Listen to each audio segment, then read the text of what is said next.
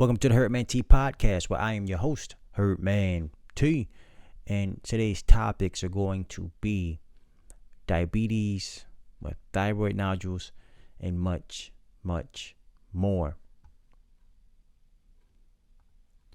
If you want to support the podcast or check out my website. If you want an ebook or some merch, check out my website, www.HerbmanT.com.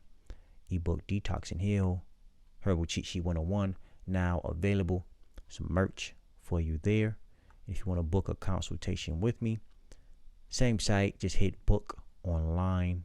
If it loads up, this is where it would be, book online for a one-on-one consultation with me. You can also head over to patreon.com, either become a tier 1 member or tier 2 member to support the podcast and also get early access to all of my episodes.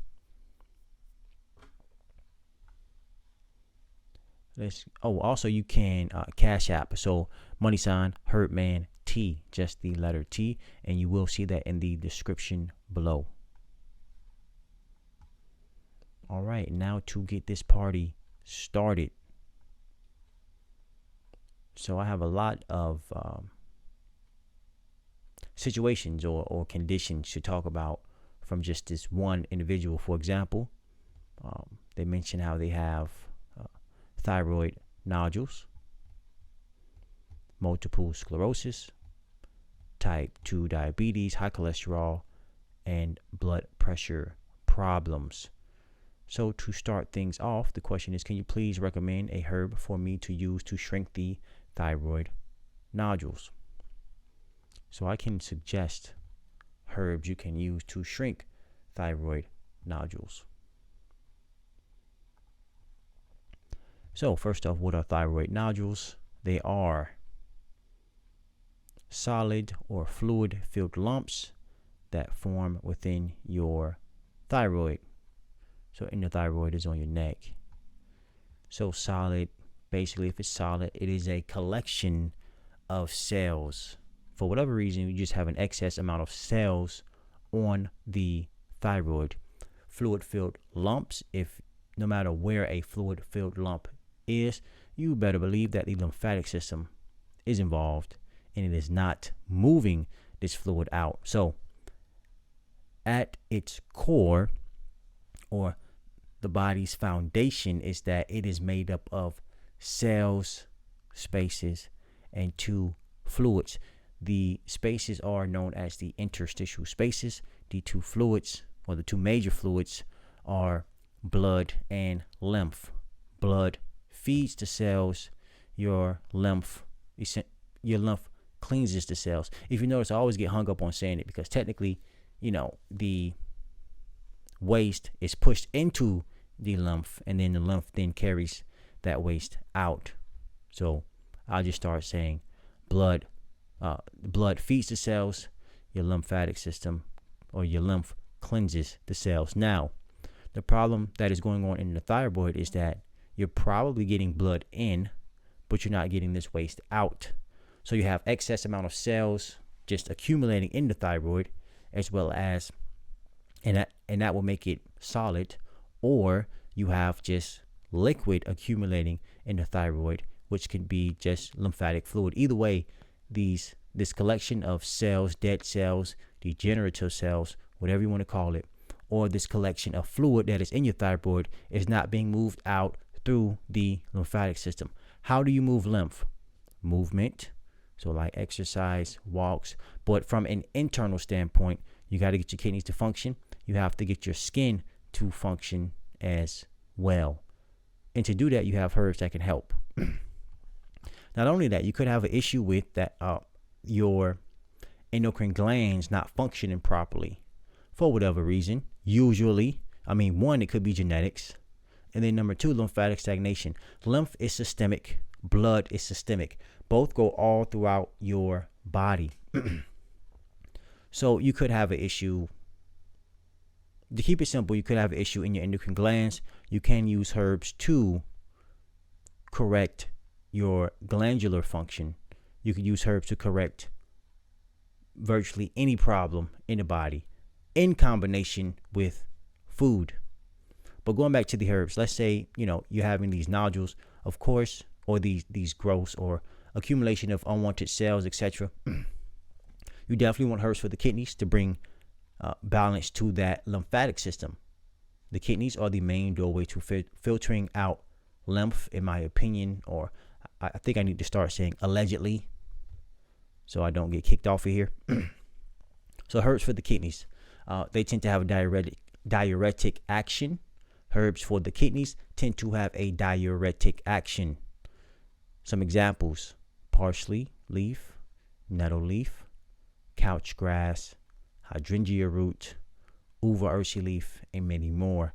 Now, if your thyroid is hyper, you could look into using herbs to reduce your thyroid's function. Lemon balm is a good example of that, and bugleweed. If your thyroid is hypo, you can use herbs to increase your thyroid's function. Some examples would be bacopa and bladderwrack. But ultimately, to reduce the size of this accumulation of cells or these fluid-filled lumps would be to move lymph. And the best way to move lymph from an internal perspective is to get your kidneys working properly. Also, when looking at working on your kidneys or looking to promote kidney function, you also want to promote the function of your adrenal glands as well. And herbal action used to promote, or herbs that have an action known as adaptogens, are used to promote your adrenal glands function. Some examples of that, of these herbs, would be schisandra berry and sumac root. I realize why I get tired. I'm hunched over. I think I'm messing up my airflow. There we go. All right. And then here it says I have multiple sclerosis. So what is MS? Well, multiple sclerosis, also known as MS, sclerosis, sclerosis, multiple sclerosis. All right, is an autoimmune disease. Yeah, autoimmune, huh? The immune system is just automatically just doing stuff, right? Yeah, what I have been, I would say, taught in the stance I am going to take, in my opinion, if you hear autoimmune, just think lymphatic stagnation, or they don't know what the heck's going on. Whatever, I said it. So, continue reading. They say your immune system mistakenly attacks healthy cells. And the way I look at it is, again, the body's made up of cells, spaces, and two major fluids.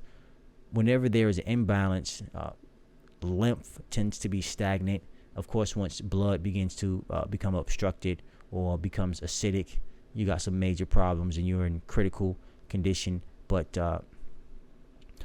ultimately, when you're talking about autoimmune, you're dealing with an acidic terrain within your body. You're consuming crap that is not meant for your body to consume. Either you have strong genetics, so you can consume this garbage for a long period of time, or you have weak genetics and you can't consume this garbage for an extended period of time without experiencing symptoms. For example, two people eat steak. One person tends to get inflamed or starts to become inflamed at, I don't know, age 16. The other will become inflamed at age 30 or 50, etc.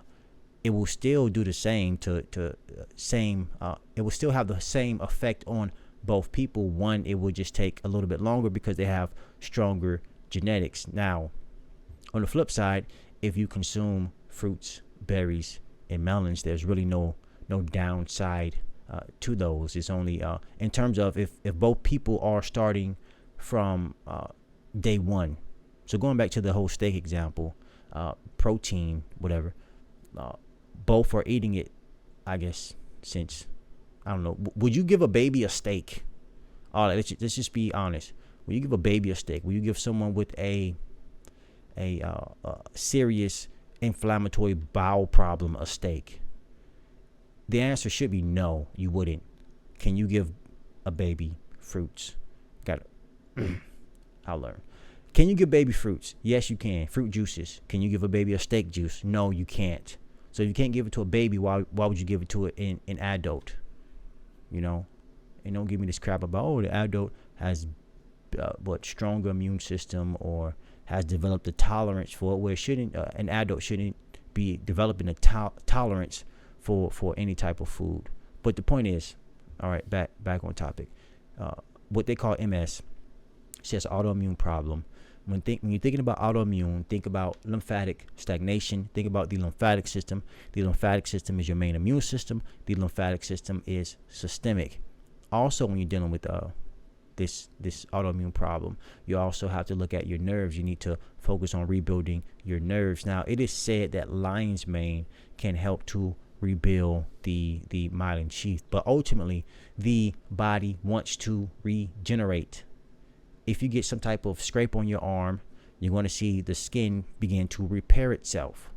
If you give the body the right components or the right foods, it is going to repair. That is what it naturally wants to do. And the right foods are the best components for that would be fruits, berries, and melons in combination with herbs that are tissue specific, in this case to the nerves or the lymphatic system mainly. So St. John's wort, skullcap, blue vervain, maybe chamomile, maybe lemon balm, etc. Herbs with a nervine action, or maybe some oat straw. And then herbs for the lymphatic system. In the milder approach, you have cleaver's herb or herbs for the kidneys that can that will also mildly promote lymph. Cleaver's herb, burdock root. You also have stronger herbs for the lymphatic system, such as red clover blossoms or red clover herb, as well as calendula. But the main takeaway when talking about autoimmune problems, or in this case an issue that affects the nerves as well, you got to move lymph and herbs for the nerves. But it gets much deeper than that. But just to keep everything simple, to help get your feet wet, get you started on where to look versus you over here taking marshmallow root to help fix your neurological problem, or you're taking marshmallow root to help fix your autoimmune issue. Granted, marshmallow root can help with promoting the kidney's function, but it's like, come on, like, who told you that? Or what's another one? Maybe taking mullein leaf to fix your kidneys. So it's just it's good to know, have an idea of herbs and how they have actions and their effects on the body. That way you're pointing in somewhat the right direction. I say I have pain throughout my body and I have been taking blue vervain. Yeah, when you're talking about pain, obviously the body is acidic, but you have herbs that have a analgesic action, I believe. Like, and one good example of this is white willow bark. It's great for reducing pain, mildly reducing pain. And then you have your sedative herbs or hypnotic herbs that can really just numb the nerve, so kind of deactivate the nerve so you don't feel pain. And of course, if you use these for too long, you really you cannot feel pain and not respond to your body's signal to fix the problem, and then the problem could just blow up in your face and get 10 times worse, where the analgesic herb no longer functions properly. All right. So if you're new here, until I get a new camera, and I may need to switch over to the the other camera if the 4K shuts off, because it's a Nikon Z30, and it is known to overheat if you have it on for too long.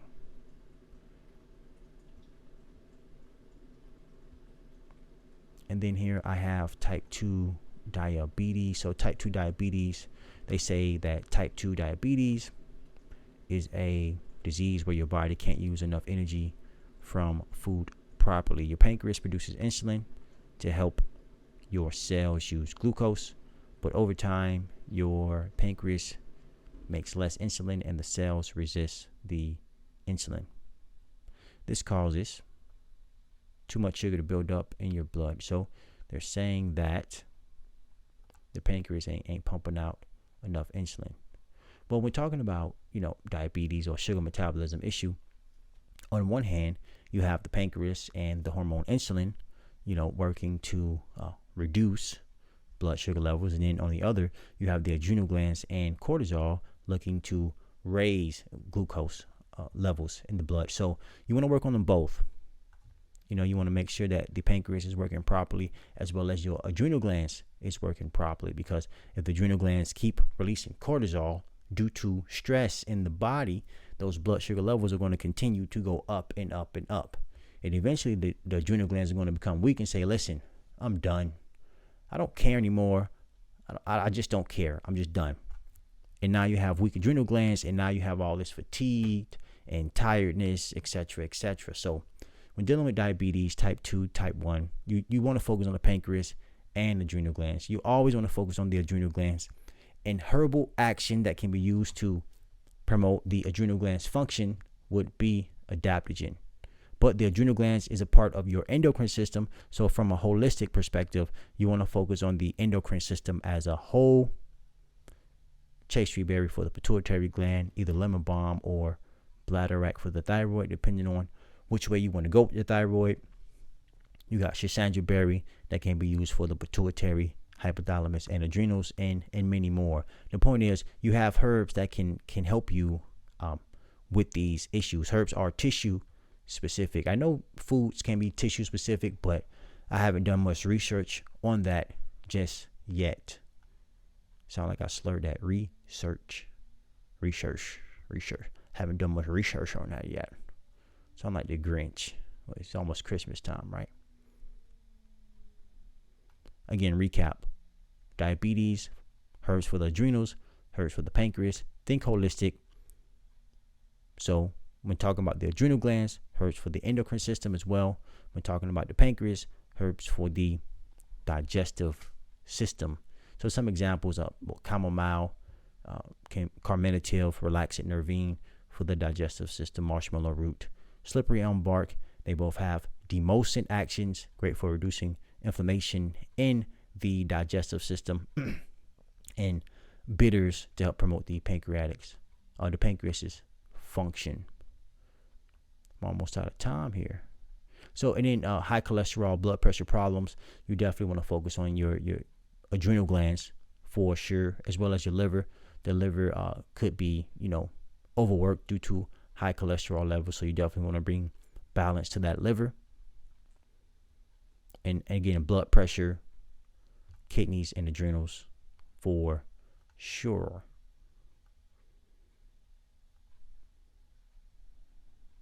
So, and we're talking about reducing blood pressure. You have, wait, time is up. Oh, that was it. So the time I got now. All right, turn it off. I'm going to go ahead and wrap it up. All right, if you want to support the podcast. Yeah, okay. I'm wrapping up the podcast now, so give me like 1 more minute. Hold on, you gotta wait. Give me 1 more minute. Are you gonna set it? Hold on. Oh, all right. Let me set it. I just gotta tell them. What the heck? All right. Go back to the room, and I'll call you when I'm done. Thank you for letting me know. If you want to support the podcast, head over to HerbmanT.com. Get an ebook, get some merch, or you can become a Patreon member. It's 2 tiers, a tier 1 and tier 2. Get early access to all of my podcasts that are coming up. All right. Again, HerbmanT.com/shop. This is the shop. Get an ebook or some merch. Or you can head over to patreon.com, become a tier 1 or a tier 2 member to get early access to my podcast. All right. Enjoy the rest of your morning, afternoon, and or night. Peace.